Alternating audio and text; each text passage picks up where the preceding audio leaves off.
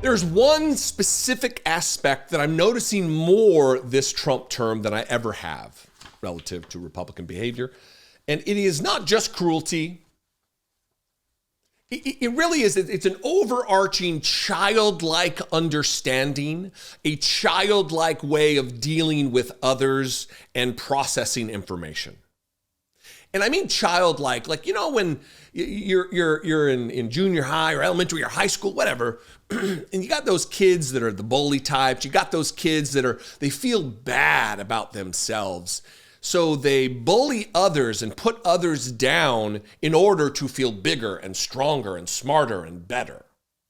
It's a part of the maturation process because children are ill-equipped to deal with the world.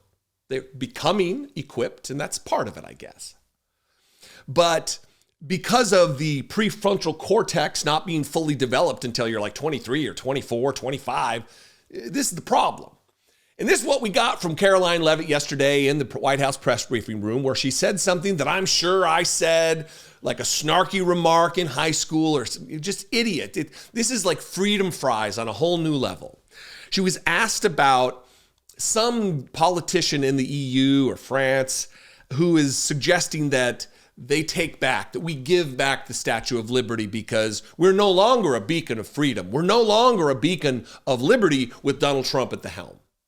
And her response is just galaxy-brained, bully, idiot child nonsense thought that is, one, bereft of understanding of world history, certainly bereft of understanding of our own history here in the United States, and it's especially tone deaf coming from where she's standing while saying it. And we'll get to that.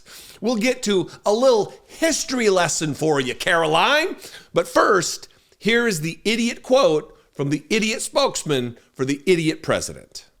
Who have no right to be in this country, and they must be held accountable. And something different.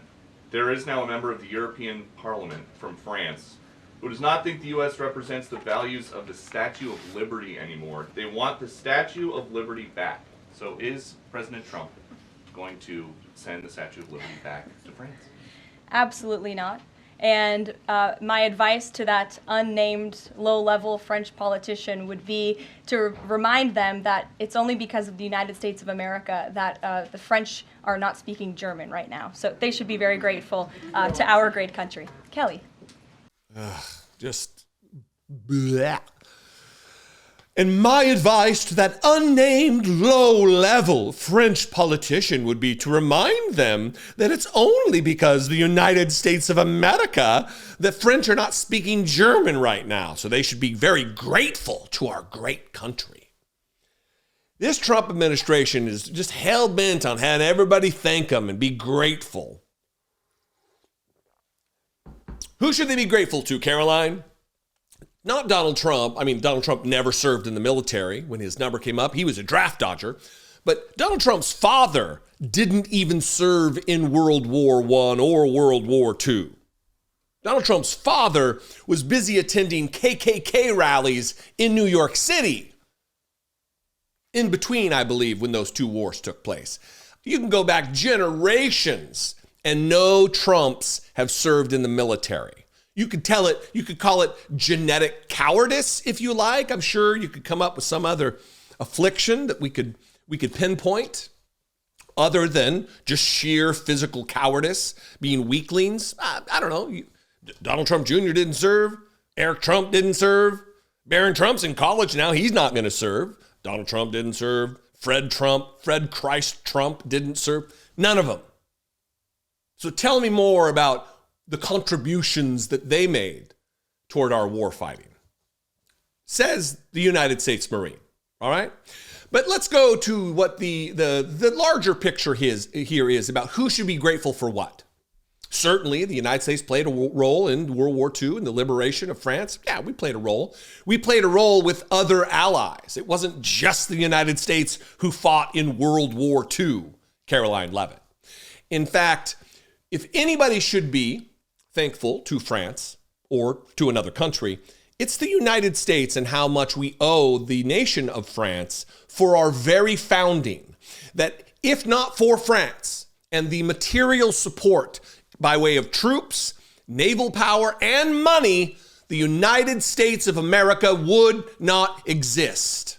That we would all be speaking with British accents, if not for the French. Karoline Leavitt. This is from the State Department's Office of the Historian. French alliance, French assistance in European diplomacy during the American Revolution, 1778 to 1782. During the American Revolution, the American colonies faced the significant challenge of conducting international diplomacy and seeking the international support it needed to fight against the British. The single most important diplomatic success of the colonists during the War for Independence was the critical link they forged with France.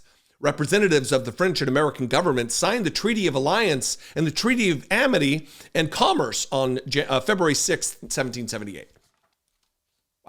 This is basic stuff that they should have taught you in elementary school, at the very least in junior high and high school. You know, those moments when you were being a child and then you never grew out of that, you never matured out of that.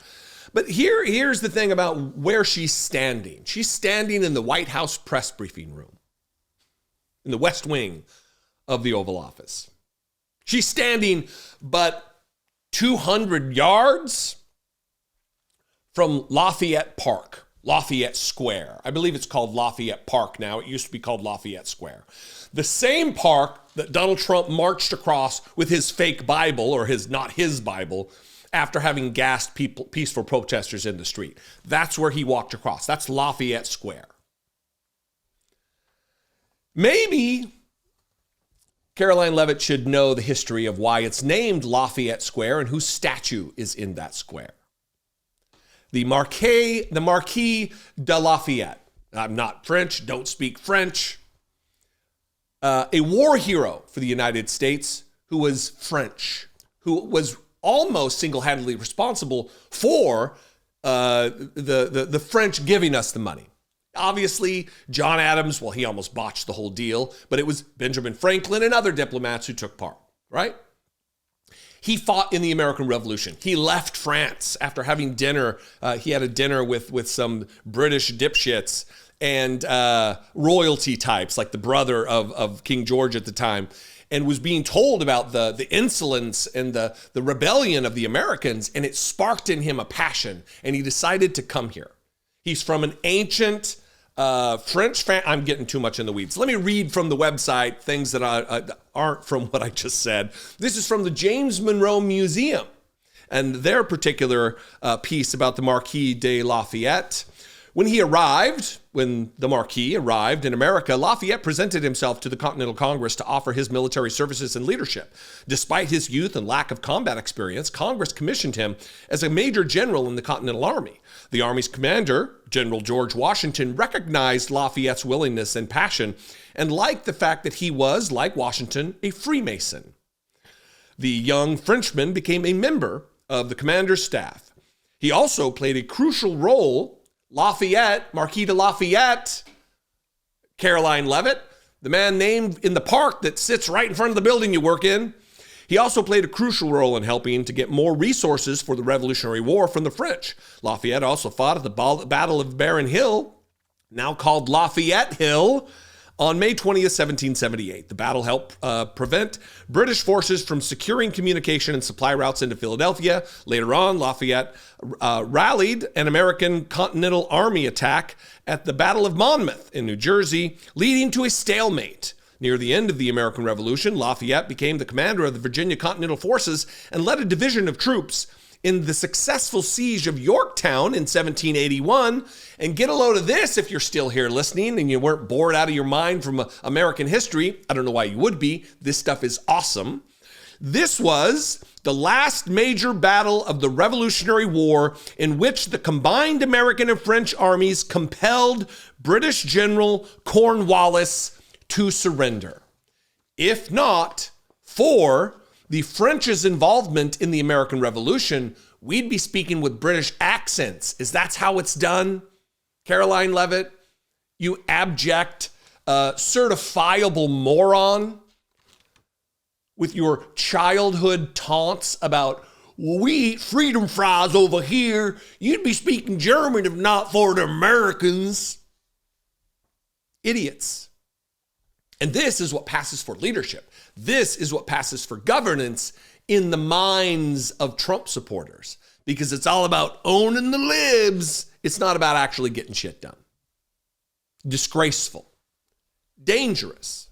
Because while they're setting their attention to taunts and talking about liberal tears and French will be speaking German, things could be getting done instead of chaos, instead of destruction. What do you think? If you're still around, thank you for being interested in American history and owning the Republicans with logic and knowledge of our history, of our shared history. What do you think? You can comment below. You can also call the voicemail line, 714-576-4054. And of course, you can email me daily@dollemore.com. Please consider becoming a channel member. You can click the join button below for $2 a month. Well, clicking the button's free, but becoming a channel member is $2 a month. You can also go over to patreon.com/IDoubtItPodcast. And I will see you next time. Be better than this. Be genuine. Take care of one another.